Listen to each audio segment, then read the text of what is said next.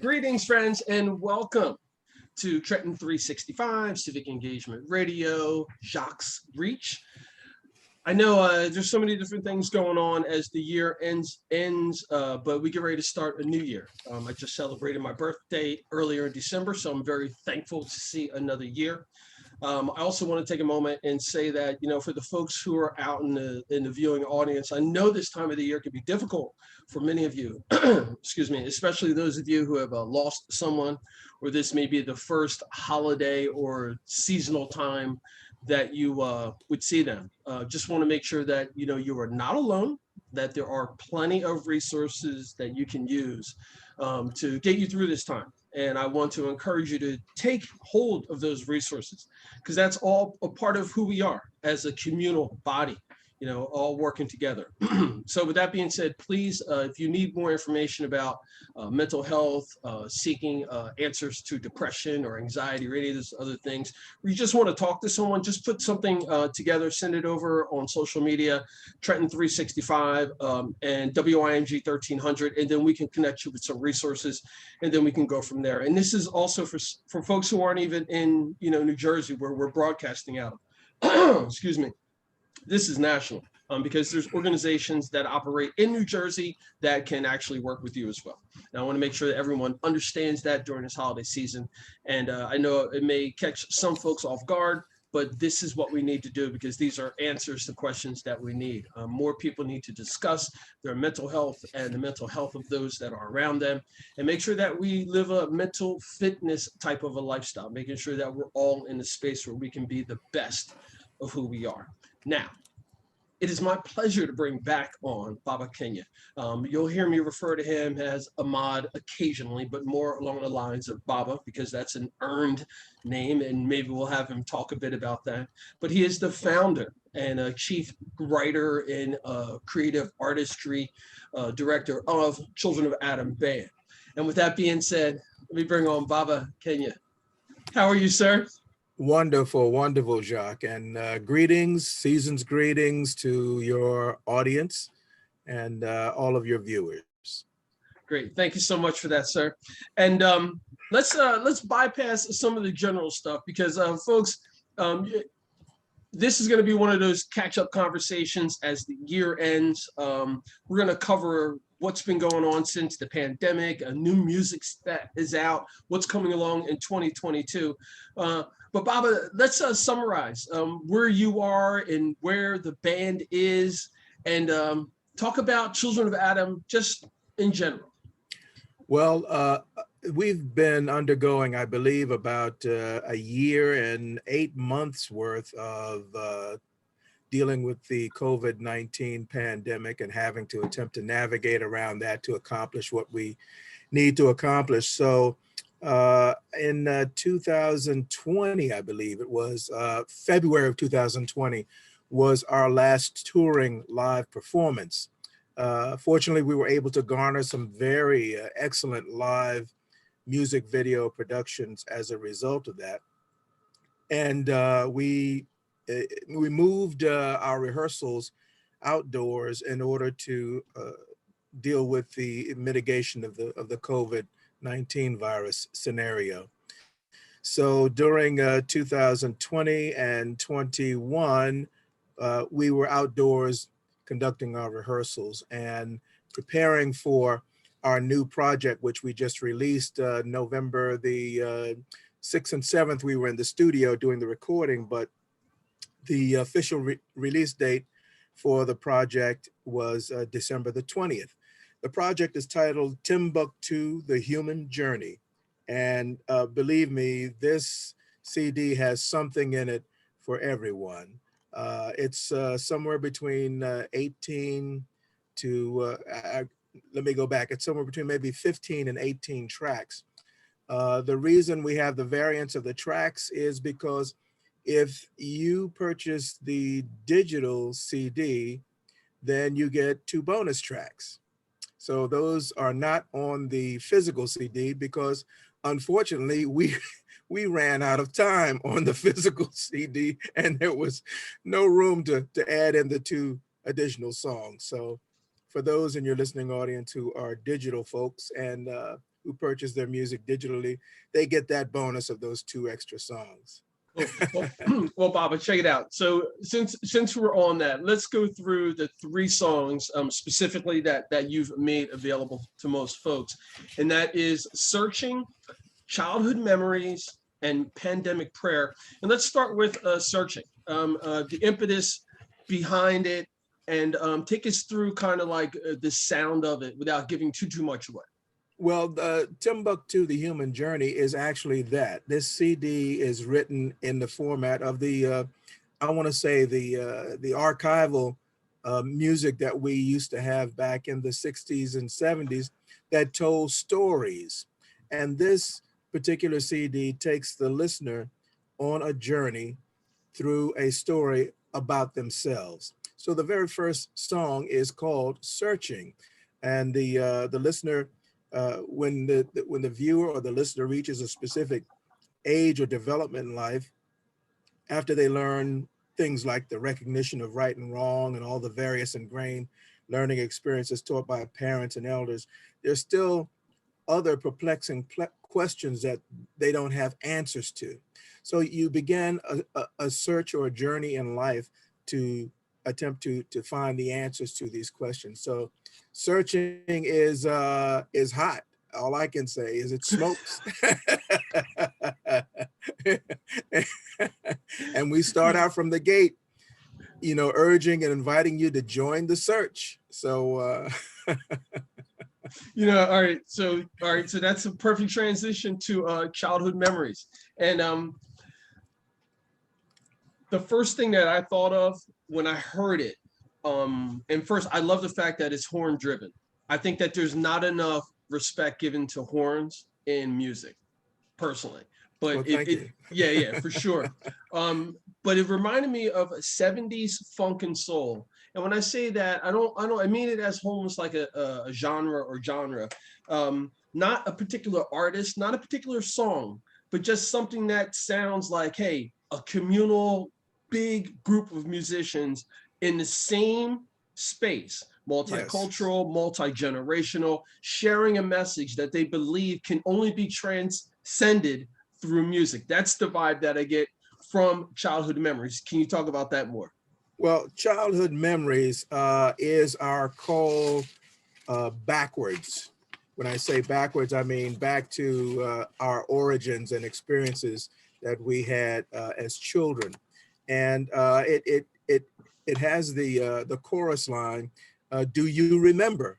And the response is, "Yes, I remember." And we talk about some of the universal things that we did and experienced as children. Do you remember a long time ago, making angels in the snow? Do you remember the warmth of the summer heat, how the birdies sang so sweet, and on and on and on and on. And it's an invigorating revival of the experiences of the past that most of us have all some commonality in. Hmm, that's pretty deep. All right, I'm gonna keep going, but to the next song, "Pandemic Prayer." But I think I know I'm gonna loop back around to Okay. "Childhood Memories" and ask a bit more questions about that. So "Pandemic Prayer," um, the it really felt as though it was on almost a path of almost like a chant, like a prayer would, Yes, yes, rising to a certain yes. space. Can you elaborate on that? Well, Pandemic Prayer was written as a hymnal or a requiem to honor the victims of the COVID-19 global pandemic and their surviving families. The question is, how do you sing a song to honor all those who've gone on? How do you do that? In the past, we've seen productions by people like Quincy Jones and Michael Jackson and Bob Geldorf and others who have organized musicians to come in and do joint songs together in an effort to promote the consciousness and the need for support to various organizations and various issues. I think there was one called Africa Care back in the 70s. Then most recently, I believe somewhere in the last 10 years or so, we had We Are the World, and so no one has done that yet. So we decided to move forward and do our own version of a hymnal, a requiem for the victims of COVID-19. And I must mention that this song features a very good friend of mine on lead vocals, Chief David Hughes. And visually, when you watch the music video, you can see the diversity of the ethnicity and cultures of the people who are participating in the making and singing of this song. Mm. And I'm like you're looking at my sheet, but can you elaborate on that a bit more? Because I think that for whatever reason, we as a society still have issues and trouble with multi anything. I just, I don't know. Um, but I'd like for you to talk about how music plays that role and brings it all together and how it is managing that, because I'm sure there's idiosyncrasies and, diversity, things that come up even in the midst of being a band. Well, our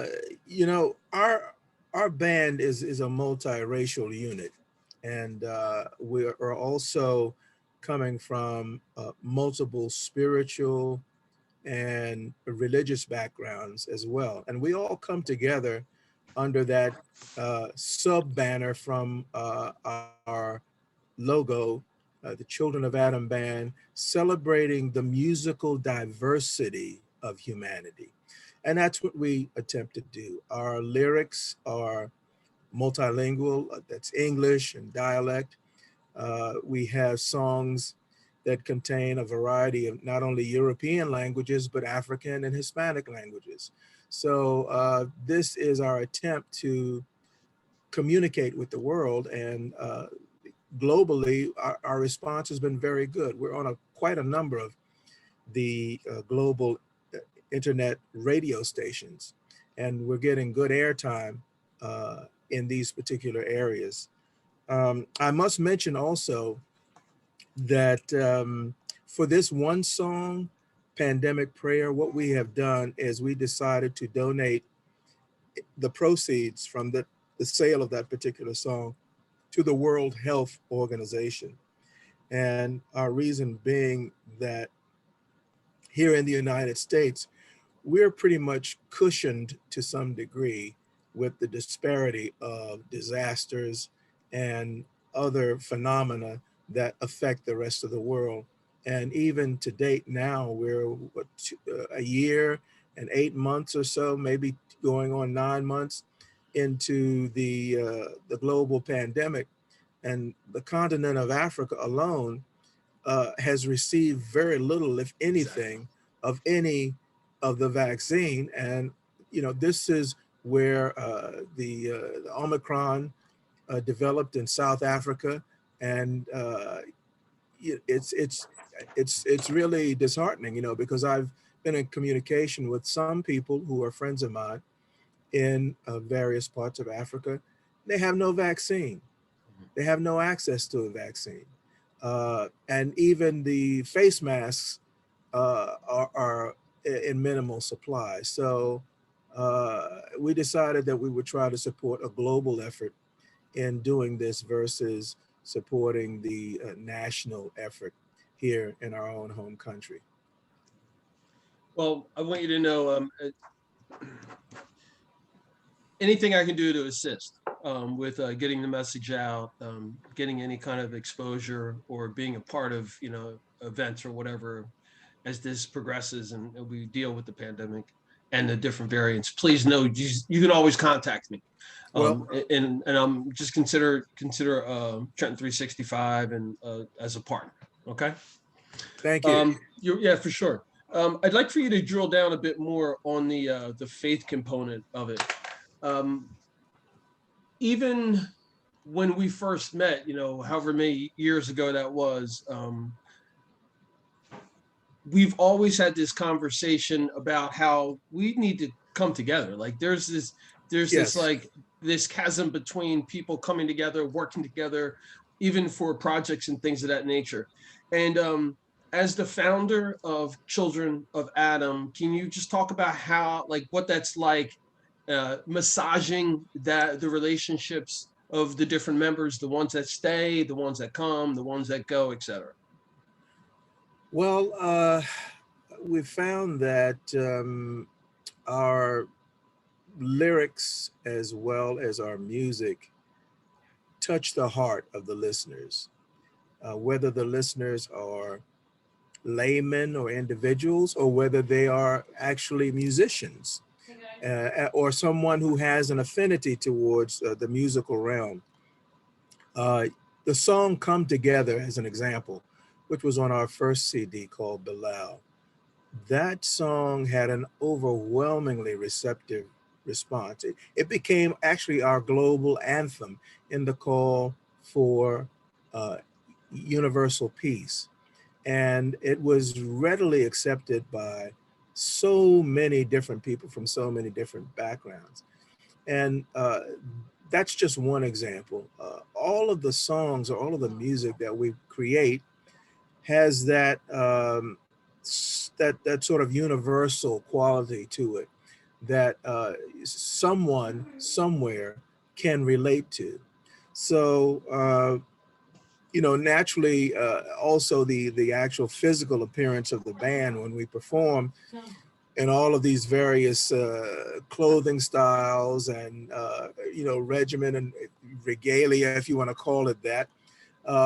We're like a rainbow version of humanity, which is sort of like the visual concept of Children of Adam, because we're all of humanity are indeed the children of Adam. I want you to chat, please, about the appearance, and from the fashion standpoint of it. As you know, I've got a background in that, and I love, just the way humans represent themselves in their appearance. Um, I want you to talk about, first of all, the backdrop, what you're wearing, because the blue is banging. I'm feeling blue, as you can tell right now.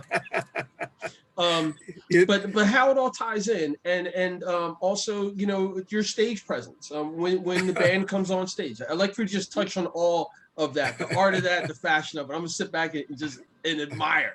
well, it's funny you mentioned that, because I too am observing your background and the paintings you have on the wall. Interestingly enough, we have a painting also that is a 16 by 20. And in this painting, it is the basic geometric design that you see on the cover of our latest CD, the Timbuktu, the Human Journey CD. So we're going to be giving that print. It's actually stretched on canvas, just like those items you have there on the wall. We're going to be giving that away with as part of the package for gifts for giving for people who donate to our fundraiser effort, along with 2 CDs. So anyway, uh, you asked the question about the visual image and all that we do on stage. We try to bring things to the public that they've never seen before. In fact, when you come to a show from this day on and you see the music from the Timbuktu production, we've got a dancer, a masked dancer that comes out during that performance that's just going to wow everyone. It's nothing like you've seen here in the United States.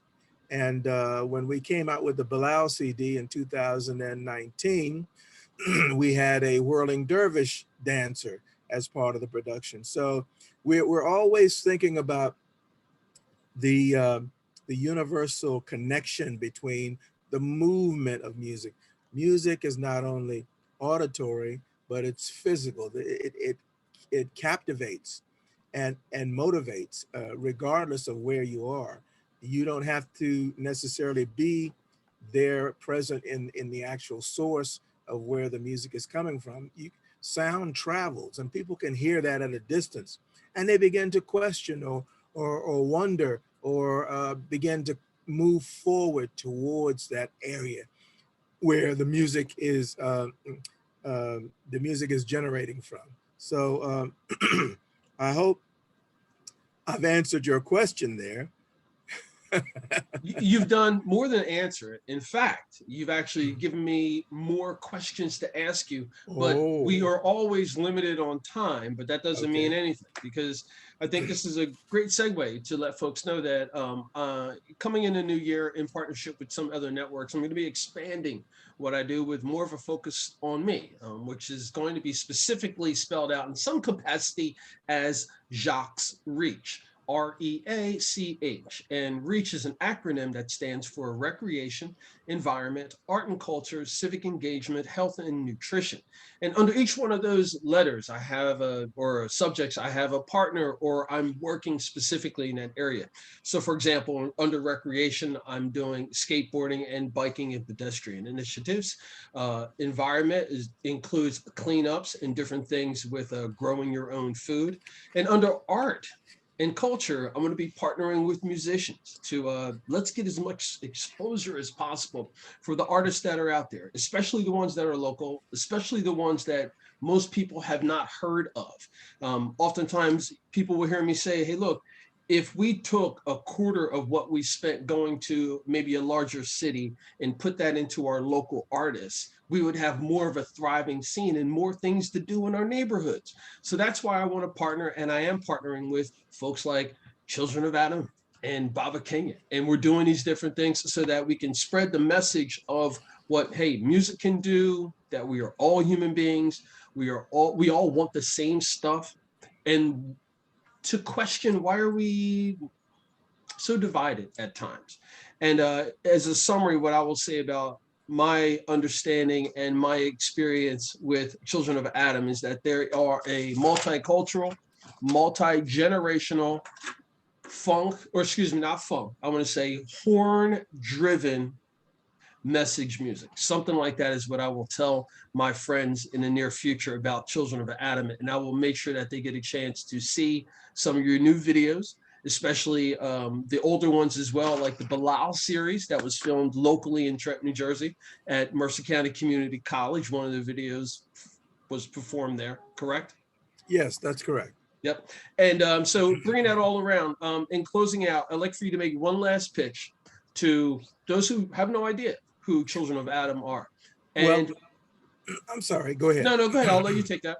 Yeah, I'd be remiss if I didn't give credit to the musicians in the band so that the public is aware of who they are. We have Aubrey Muhammad Ali Kemp on electric guitar, myself on flugelhorn, vocal, Kren log drum, and percussions, Bob Kunga on vocals and percussions, Dr. John on keyboards and vocals, Jules Marie on vocals and percussions, Papa Kenny Taylor on trumpet and percussions, Richard Hill Jr. on bass, Sandees Davis on djembe and assorted percussions, Sultana Arifa on vocals, percussions, and also our Tanura or whirling dervish dancer, Tafari Nobles L, our masked African Dogon dancer, and Terrell Floyd on drums. So we've just added a new musician in. He wasn't on the CD, but this young man is phenomenal, believe me. He plays sax as well as iwi, electric wind instrument. And his name is Clifford Morin. So you'll be hearing and seeing a lot of him in the near and immediate future. He adds the cherry on top of the cake and the milkshake and the whipped cream to our music. All right. All right. That's fantastic. All right. So we went through the band members. So when we come back next time, let's try to get some of them on and maybe let's have a longer maybe conversation about each one of them. And then you Sure. can dive into a bit more of your relationship with them. Because I Yes. think it's also important for folks to know that, hey, there's more to it than just playing music. Like there's a business aspect to being a successful professional working band. And I'd like for you to be able to share a bit more about that, especially to the younger folks who aspire to do what you're doing. Yes. We promote PMB music, which is positive message bearing music. It's music that has 7 basic principles. No abusive language, no bullying, no drugs, no guns, no violence, and no misogyny.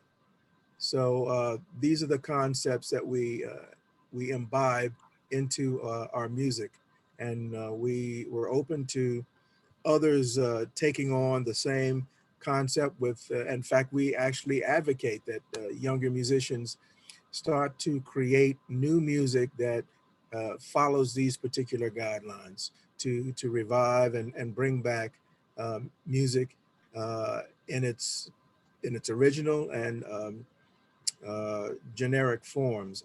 Unfortunately, today, everything is computerized. Somebody goes in the closet in their home, with a computerized unit, and they bang out a rhythm, and then the computer provides the melody for them, and then the computer provides the harmony for them, and on and on and on and on. And this is what we hear dominating the music scene today.